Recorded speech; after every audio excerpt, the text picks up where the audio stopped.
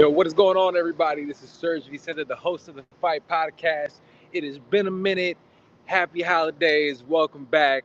We are here giving you this is the absolute best show in all of pro wrestling and sports entertainment and everything that has to do with combat sports, man. And what we're going to talk about today is we have to talk about it. So we're going to talk about a couple different things. We're going to do all fight news in 20 minutes or less. And what we have to talk about today is 1,000%. We have to talk about the Jake Paul getting destroyed by Anthony Joshua. Jake Paul getting absolutely torched by AJ was one of those things that I think if you actually knew what was going to happen, or if you actually paid any attention to combat sports in general, I mean, you knew what it was going to be. Jake Paul is somebody that, kudos to him, he's somebody that has, over the last 6 years, has developed himself into some sort of competitive boxer. But when it boils down to it, is dude really that nice? Can he compete? And a lot of people asked in terms of can he compete with some of the best in the world? And I think I was always one of those people. And I think a lot of people always said, like, no, dude is an absolute scrub when it really boils down to it. He has a lot of deficiencies. And if we actually look at his last few fights, you look at the fight with, Chavez Jr., you look at those other fights like that. I mean, these have not been entertaining fights.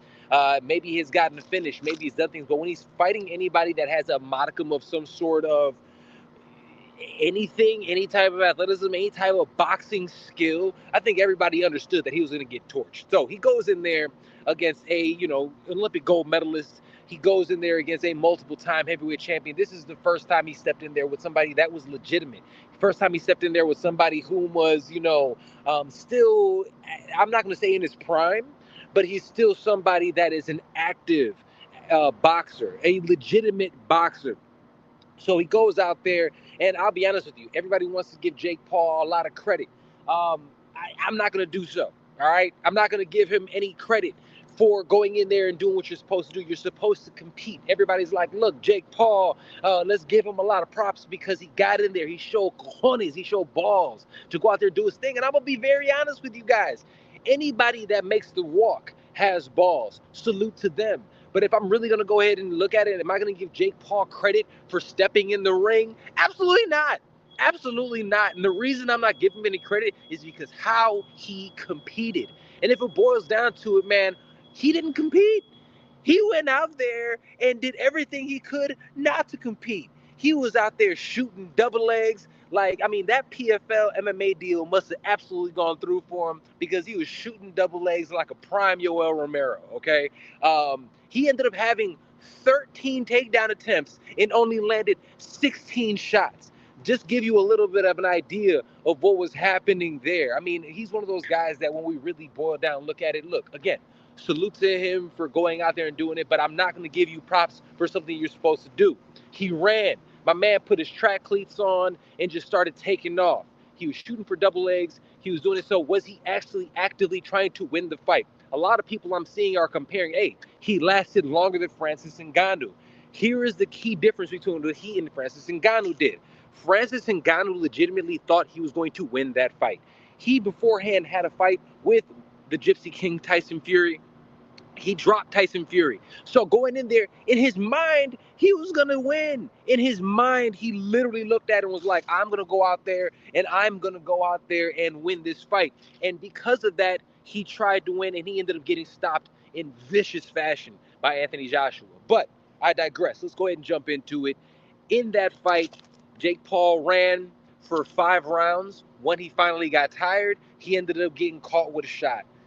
He ended up getting dropped twice in the 5th round, and then he ended up getting finished in the 6th round.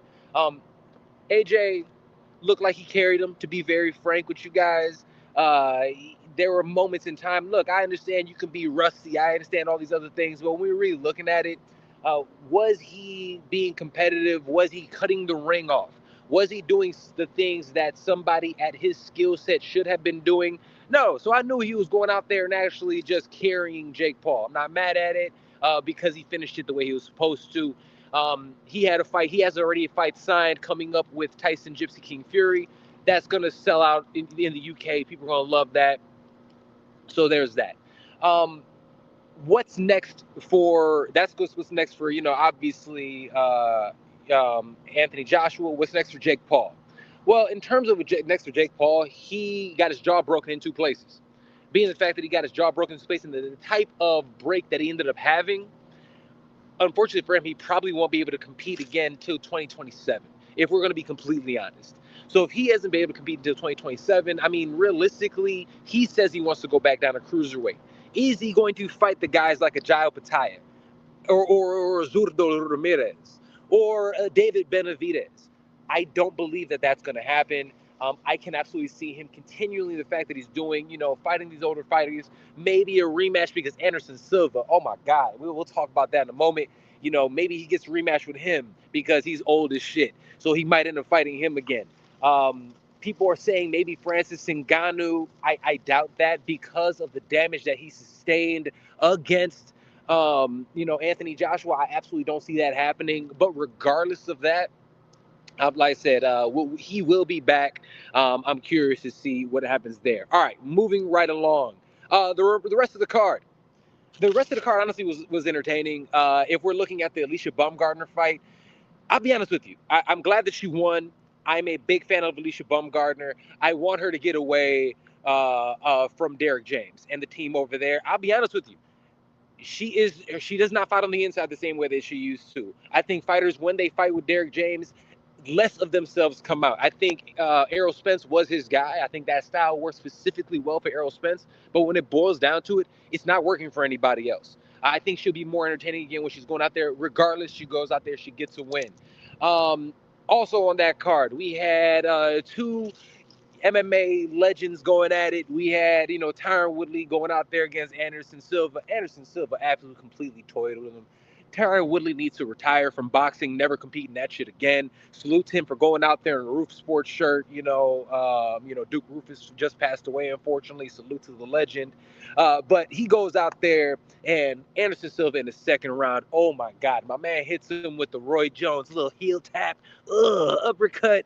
Beautiful work, gets him out of there. Anderson Silva proves once again why he is still a commodity. I love Anderson Silva. All in all, great card. Look, I'll say this about Jake Paul. Jake Paul, in my mind, is a terrible boxer. Complete buns, okay, if we're really talking about boxing. Doesn't move his head movement.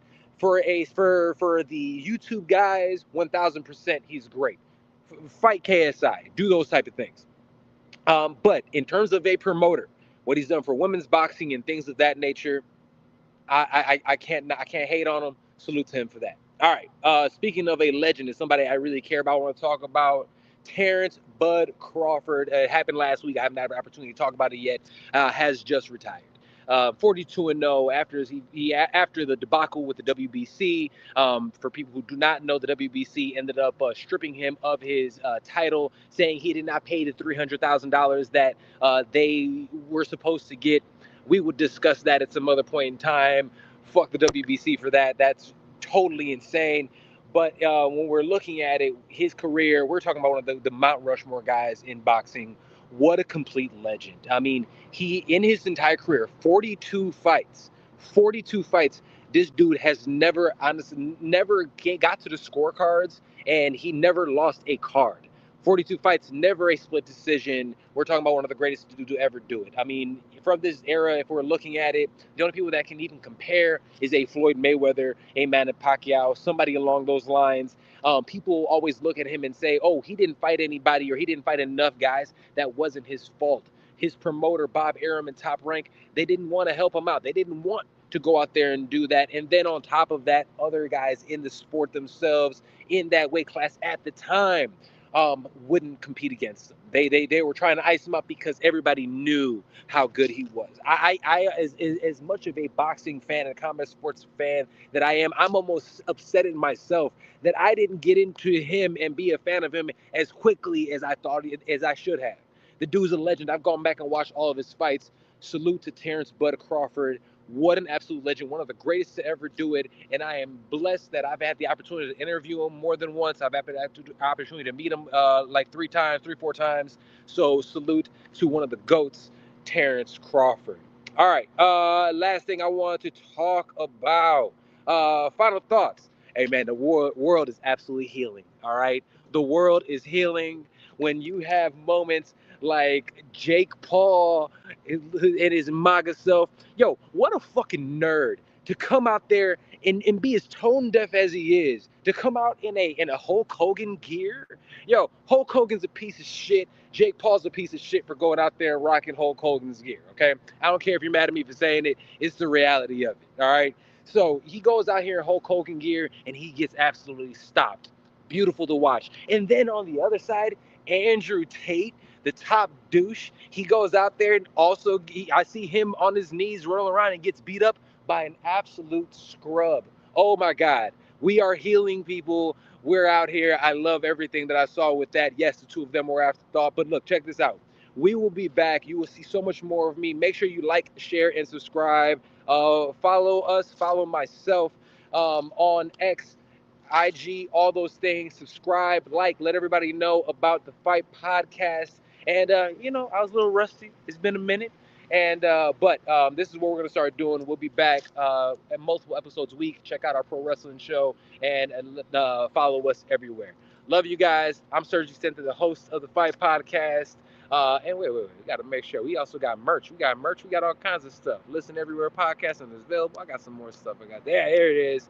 Etsy. Check us out. Etsy.com/shop/FightPodShop. It's holidays. Get yourself some merch. We have some really, really dope stuff. Go ahead and check that out. All in all, love you guys. We will see you next time right here on the Fight Podcast. Like, share, subscribe. Let everybody know about the absolute best show in all the combat sports. And check out Follow Substack. See y'all later. Peace.